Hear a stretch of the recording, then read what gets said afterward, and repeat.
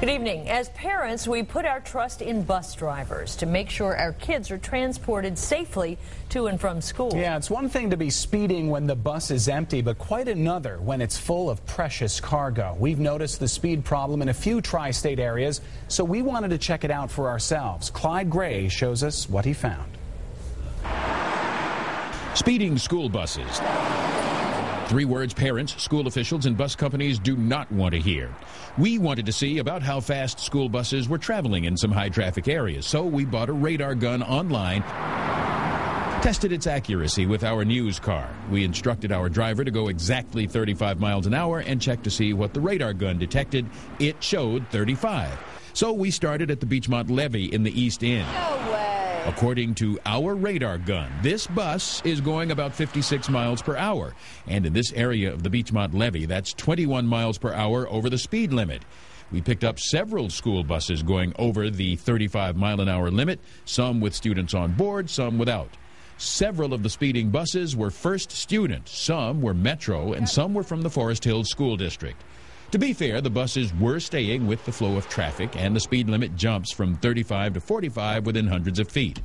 Nevertheless, this is an issue Forest Hills Director of Business Operations Raymond Johnson III takes very seriously, whether there are kids on the bus or not. It doesn't make any difference. The speed limit is the speed limit. Johnson can track the speeds of his buses so he can review the data and address the problems in their safety in-service days. So we're reviewing that on a quarterly basis, so we're aware of not only what may happen, well, obviously we're aware of what happens when they're driving a bus, but also what happens when they're driving their personal vehicles.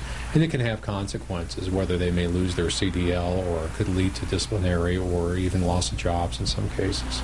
After their kids loaded the buses, we asked some Forest Hills District elementary parents what they thought about speeding school buses. It scares me for the sake of our children. I think education is the first thing, realizing that there's a problem, and then going directly to the bus drivers. And that's just what Johnson does. We found more speeding buses on Route 50 in St. Amsville, but parents can rest assured that nearly all of these buses are being watched all the time. Anything ever happens, we've got that satellite snapshot and data. First Student and Peterman buses use the Zonar technology. Though Peterman buses weren't speeding, the National Safety Director agreed to show us the satellite-based tracking system.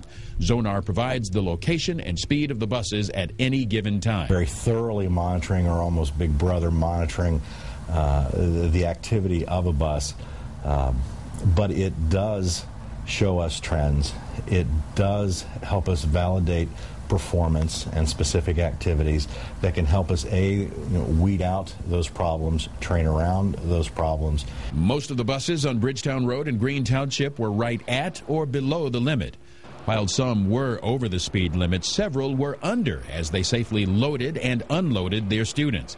If you think a bus is going too fast, you can do something about it. If you observe that, just try and pick everything you can off of that bus to give us as much information, because we do take those seriously.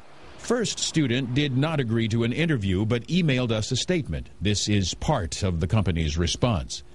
Thank you for notifying us of this issue. They will be pulling our Zonar system records for the buses in those 2 areas and will address any issues with those drivers. We take matters like this very seriously and will address these concerns immediately.